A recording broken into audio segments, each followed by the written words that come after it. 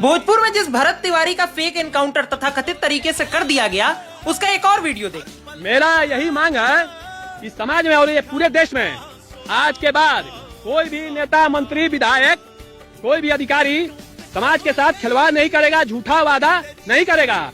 अगर करेगा तो उसे किसी भी हाल में पूरा करना पड़ेगा। समाज और देश के लोगों से मैं कहना चाहता हूँ कि अभी इन लोगों के द्वारा बोला गया है कि आपकी सारी मांगे जो समाज और देश के लिए है वो पूरी की जाएगी। ये सिस्टम से मांग कर रहा था कि इस देश में आगे भ्रष्टाचार ना हो, इस देश का कोई नेता झूठा वादा करे और फिर बचे ना, वादा करे तो उस वादे को पूरा करे। आप सोचिए, इस राज्य के मुख्यमंत्री से ये मांग करने के लिए इस लड़के को मौत के घाट उतार दिया गया।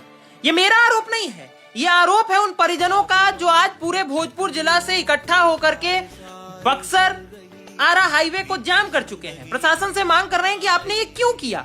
ये कोई इनकाउंटर नहीं था, ये कोल्ड ब्लडेड मर्डर था।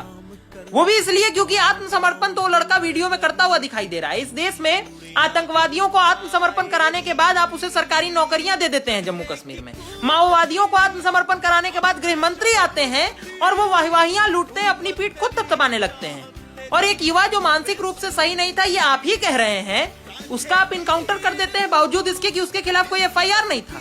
अब मैं जो सवाल करने जा रहा हूं उसके ऊपर कौन जवाब देगा?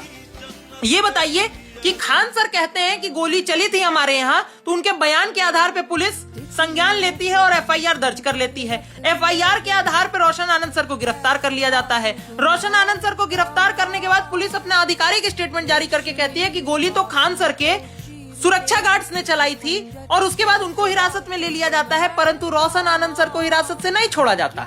मतलब जो जुर्म हुआ ही नहीं ऐसा पुलिस ही मान चुकी थी, उसके लिए रोशन आनंद सर जेल में रह जाते हैं। और अब वही रोशन आनंद सर जब कह रहे हैं कि हमारा FIR करिए, उनका FIR दर्ज नहीं हो रहा।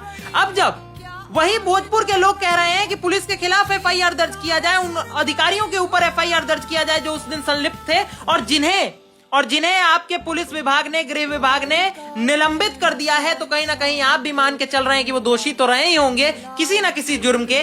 FIR क्यों नहीं दर्ज किया जा रहा है? आप जाति देख करके इनकाउंटर कर रहे हैं। तिवारी नाम में लगा है इसलिए इनकाउंटर हो जा रहा है। रोशन आनंद यादव है इसलिए उनकी बात नहीं सुनी जा रही है। ये बिल्कुल सही नहीं है। इस वीडियो को शेयर करिए, भरत तिवारी के लिए लड़िए, क्योंकि वो आदमी भगत सिंह था। उसने जो मांग की वो बिल्कुल जेन्युइन मांगे हैं। आजादी के बाद शायद ये पहला व्यक्ति होगा जो आजाद भारत में सिस्टम से लड़ते लड़ते शहीद हो गया, परंतु सिस्टम उसे इनकाउंटर का नाम दे रहा है। वंदे मातरम।